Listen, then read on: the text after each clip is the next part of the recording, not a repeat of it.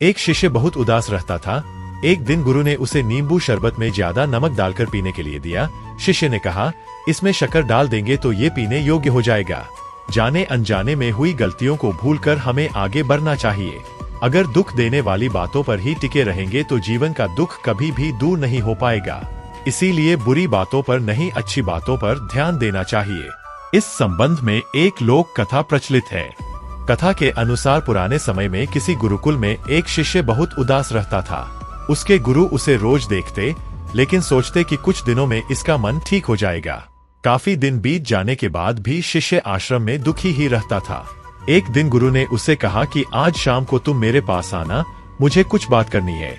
शाम को पढ़ाई पूरी होने के बाद शिष्य गुरु के पास पहुंचा तो गुरु ने उससे कहा कि तुम इतना उदास क्यों रहते हो। शिष्य बोला, गुरुजी, बीते समय में मेरे परिवार में बहुत परेशानियां एक साथ आ गई थीं। पुरानी बातों को याद करके मेरा पूरा परिवार बहुत दुखी रहने लगा है। उन्हें याद करके यहाँ दुखी रहता हूँ। मेरा मन पढ़ाई में भी नहीं लग पाता है। गुरु ने कहा, क्या तुम नींबू शरबत पियोगे? उससे तुम्हें अच्छा महसूस होगा। शरबत के लिए शिष्य मान गया। गुरु ने नींबू शरबत बनाया और जानबूझकर उसमें नमक ज्यादा डाल दिया। शिष्य ने जैसे ही थोड़ा सा शरबत पिया तो ज्यादा नमक की वजह से उसका मुंह बिगड़ गया। उसने गुरु से कहा, गुरुजी, इसमें नमक बहुत ज्यादा हो गया है।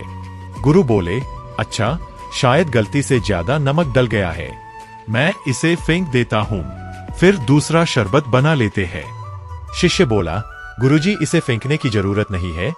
इसमें थोड़ी शक्कर डाल देंगे तो मिठास से शरबत का खारापन कम हो जाएगा और हम इसे पी सकेंगे। गुरु बोले, बिल्कुल सही बात है। ठीक इसी तरह जब हमारे जीवन में बुरा समय आता है तो हमें भी दुख देने वाली बातों को भूलकर जीवन के अच्छे अनुभवों पर ध्यान लगाना चाहिए। ऐसा करने से बुरे समय में भी हमारी सोच सकारात्मक रहती है। अगर हम बीते समय की दुख देने वाली बातों पर ही टिके रहेंगे तो जीवन का दुख कभी खत्म ही नहीं हो पाएगा। इसीलिए सिर्फ अच्छी बातों पर ध्यान लगाना चाहिए। आशा है कि आपको यह बातें समझ में आ चुकी होंगी। कृपया इस वीडियो को लाइक करें और चैनल को सब्सक्राइब करें।